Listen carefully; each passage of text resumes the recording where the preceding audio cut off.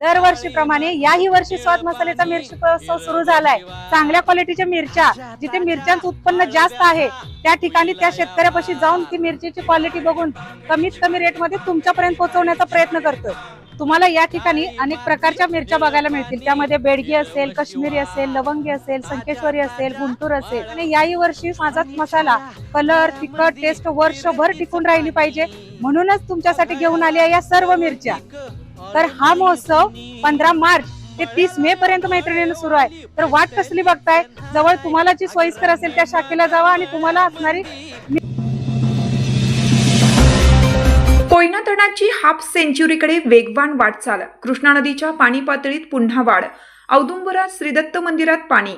कोयना धरणाच्या पाणलोट क्षेत्रात सुरू असलेल्या मुसळधार पावसामुळे धरणातील पाणीसाठा झपाट्याने वाढत असून धरण आता 50 TMCच्या म्हणजेच हाफ सेंच्युरीच्या उंबरठ्यावर पोहोचला आहे।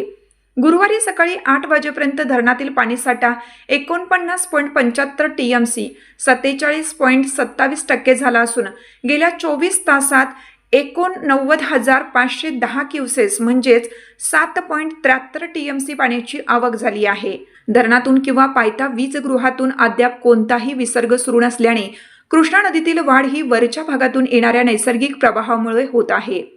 सातारा जिल्ह्यात सुरू असलेल्या मुसळधार पावसामुळे पलूस तालुक्यात कृष्णा नदीचे पाणी पात्राबाहेर पडले आहे। बुधवारी पलूस तालुक्यातही पावसाने जोरदार हजेरी लावली।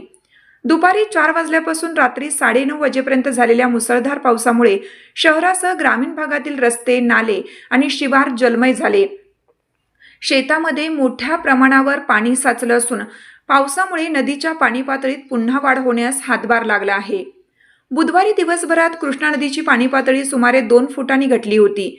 मात्र रात्री उशिरा वरच्या भागातून मोठ्या प्रमाणावर पाणी आल्याने नदीने पुन्हा वेग घेतला। रात्री पलूस तालुक्यात नदीच्या पाणी पातळीत सुमारे 2.5 ते 3 फुटांची वाढ झाली। आमनापूर अंकलखोप पूल सध्या सुरळीत सुरू असला तरी त्यामुळे आमनापूर येथील स्मशानभूमी पाण्याखाली गेली असून नदीची पातळी आणखीन सुमारे 2.5 फूट वाढल्यास आमनापूर पुलावरही दुपारपर्यंत पाणी येण्याची शक्यता व्यक्त केली जात आहे। वाढत्या पाणी पातळीचा परिणाम औदुंबर श्रीदत्त तीर्थक्षेत्रावरही झाला। पहाटे सुमारे 3 वाजल्यापासून श्रीदत्त मंदिराच्या गाभाऱ्यात कृष्णा नदीचे पाणी शिरण्यास सुरुवात झाली। त्यानंतर पहाटे 5 वाजता परंपरेनुसार यंदाचा पहिला दक्षिणद्वार सोहळा पार पडला। धार्मिक विधी पूर्ण करून श्रीदत्तांच्या पवित्र मूर्ती आणि पूजा विधीची व्यवस्था वरच्या देवघरात हलवण्यात आली। त्यानंतर भाविकांनी दक्षिणद्वारातून दर्शनाची व्यवस्था करण्यात आली। दरम्यान कोयना धरणाच्या पाणलोट क्षेत्रात गेल्या 24 तासातही पावसाचा जोर कायम राहिला। कोयना येथे 151 मिलीमीटर, नवजा येथे 192 मिलीमीटर आणि महाबळेश्वर येथे 132 मिलीमीटर पावसाची नोंद झाली आहे।